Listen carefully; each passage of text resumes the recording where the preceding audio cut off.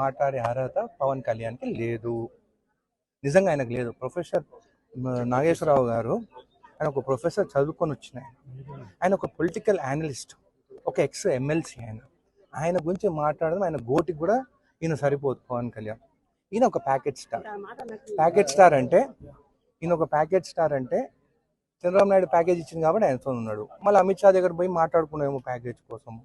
దమ్ము ఉంటే నాగేశ్వరరావుని అరెస్ట్ చేయాలనుకుంటున్నాను కదా, ఆయనను అరెస్ట్ చేసే ముందు ఆయన ఇంటి ముందు నేను నిలబడతాను. దమ్ముంటే నన్ను అరెస్ట్ చేశాక ఆయన అరెస్ట్ చేయాలి. తెలంగాణ బిడ్డలను ఎవరినైనా కానీ ముట్టుకోవాలని మీరు ఆంధ్ర నుంచి ఇక్కడికి వస్తే మళ్ళీ గోబాయ్ ఆంధ్ర అని చెప్పేసి మేము స్టార్ట్ చేసినామంటే మీరు ఇక్కడ ఉండలేరు.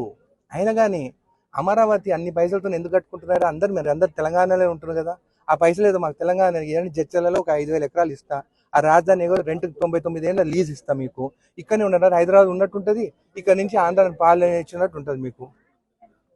అంది కాబట్టి ఇష్టం వచ్చినట్టు మాట్లాడితే మాత్రం ఊరుకునేదే లేదు మా తెలంగాణ వాళ్ళ పైన. మళ్ళీ రేపు నాకు డౌట్ కూడా వస్తుంది, రేపు వైఎస్ జగన్ ఏమైనా ఎక్కువ ప్యాకేజ్ ఇస్తే జగన్తో ఉంటాడేమో అని కూడా నాకు డౌట్ ఉంది.